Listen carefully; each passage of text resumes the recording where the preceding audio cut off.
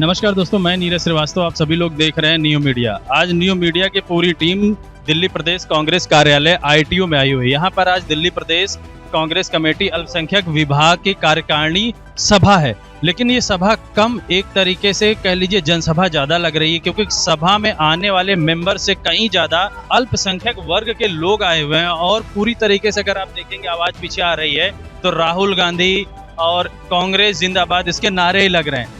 इस अल्पसंख्यक विभाग के जो अध्यक्ष हैं वो इमरान प्रतापगढ़ी जी हैं, जो आए हुए हैं और सभा को पूरी संबोधित करने के लिए, यानी कि कह लीजिए 2024 में जो इलेक्शन के रिजल्ट आए हैं उससे कांग्रेस के पूरे कार्यकर्ता बहुत ज्यादा उत्साहित हैं।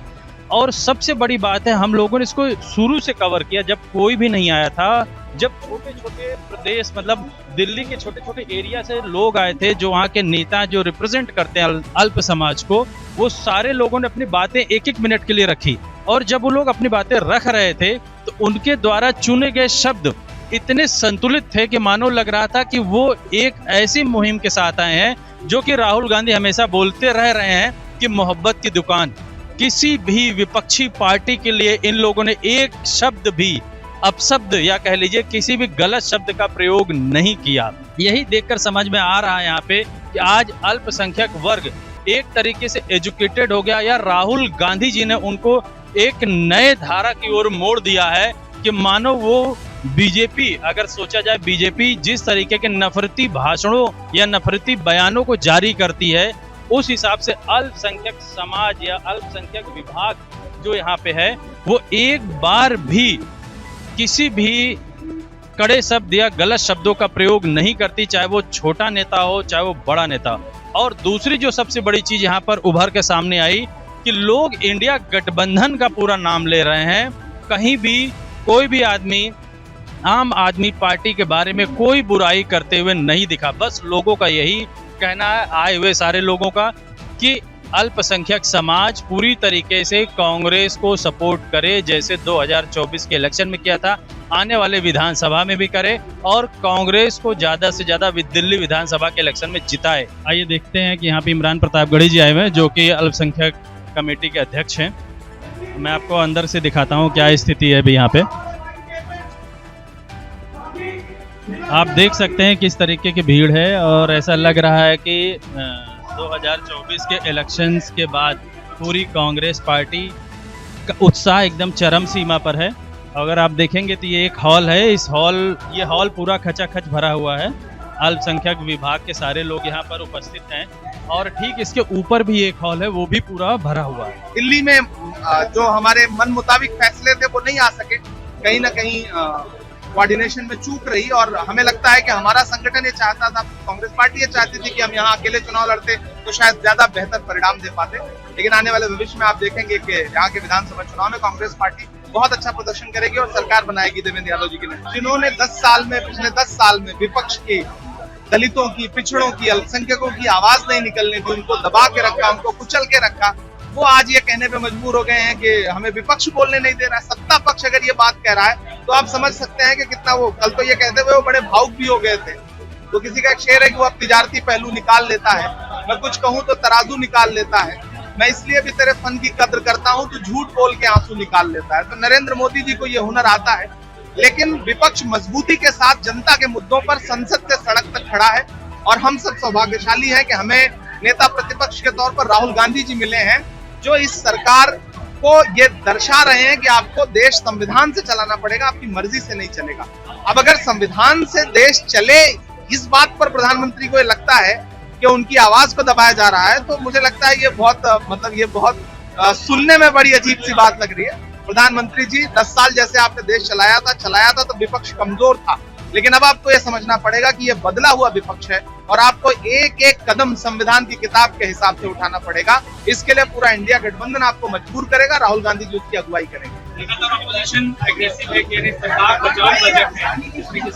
बिल्कुल सरकार बचाओ बजट है। आज खड़गे जी ने एक बहुत अच्छी बात कही कि 2 थालियों में, एक में पकौड़ा रखा गया और एक में जलेबी रखी गई, बाकी सारी थालियां खाली हैं। महाराष्ट्र को कुछ नहीं मिला, मैं वहां महाराष्ट्र का प्रतिनिधित्व करता हूँ। दिल्ली को कुछ नहीं मिला, राजस्थान को कुछ नहीं मिला, हरियाणा को कुछ नहीं मिला, झारखंड को कुछ नहीं मिला। कर्नाटका को कुछ नहीं मिला, तेलंगाना को कुछ नहीं मिला, तमिलनाडु को कुछ नहीं मिला, जबकि वित्त मंत्री खुद तमिलनाडु से हैं, उन्होंने एक बार उल्लेख तक नहीं किया। केरला को कुछ नहीं मिला। तो ये पूरी तरह से सरकार बचाओ बजट है। जनता के पैर मजबूत करने थे, लेकिन इस सरकार ने सिर्फ अपनी बैसाखी को मजबूत करने का काम किया। दिल्ली में सांप्रदायिक ताकतें अपना सर उभार रही है। सांप्रदायिक ताकतें गोंडा में, जैसे कि 2020 के दंगों में कपिल मिश्रा और दूसरे लोगों ने भड़काऊ भाषण दिए थे, ऐसा ही भाषण दिया गया है गोंडा के अंदर। उसमें क्या कहना चाहेंगे? देखिए, इस तरह की जो भी आवाजें हैं वो इसलिए और जोर मार रही है क्योंकि भारतीय जनता पार्टी नफरत की राजनीति हार रही है। राहुल गांधी की मोहब्बत की जो राजनीति है, मोहब्बत की जो दुकान है, वो पूरे देश में खुल रही है और हर बार हर कोशिश भारतीय जनता पार्टी की नफरत की फेल हो रही है। अभी माननीय उच्चतम न्यायालय ने एक कोशिश को फेल किया। तो इस तरह की जो आवाजें हैं, एक आध चुनाव और आने दीजिए, उसके बाद वो सब चुप हो जाएंगे। ये नफरत की साजिशें बहुत जल्द चुप खामोश हो जाएंगी। सिर्फ माइनॉरिटी मिनिस्ट्री को तो कम मिला ही मिला है। मौजूदा सरकार तो माइनॉरिटी मंत्रालय खत्म करना चाहती है। किसानों को कुछ नहीं मिला है, नौजवानों को कुछ नहीं मिला है। तो इस बजट में भारत के मिडिल क्लास के लिए कुछ भी नहीं है, गरीब जनता के लिए कुछ भी नहीं है। बाकी मैं कल पार्लियामेंट में बजट पे बोलूंगा तो ज्यादा विस्तार से वहां बात रखूंगा। सरकार इस तरह की कोई भी कोशिश कर ले, लेकिन अग्निवीर के मुद्दे पर इस देश के युवाओं में भयंकर गुस्सा है और इस सरकार को अग्निवीर योजना आज नहीं तो कल वापस लेनी पड़ेगी। राहुल गांधी ने एक बार कह दिया है तो इसे आप पत्थर की लकीर समझिए। इस सरकार को बैकफुट पे जाना पड़ेगा और आज नहीं तो कल, वरना ये सरकार बदलेगी तो हम आकर के, यानी कि कांग्रेस पार्टी की सरकार जिस दिन आएगी, हम अग्निवीर योजना को समाप्त करेंगे। हाई कोर्ट में याचिका दायर हुई है, यूपी के अंदर एक छात्र यूपीएससी एस्पिरेंट है, उसकी मौत हुई है। ये पूरी तरह से सरकार का फेल्योर है। जनता मर रही है, सरकार की पूरी तरह से विफलता है। जवाबदेही तय होनी चाहिए।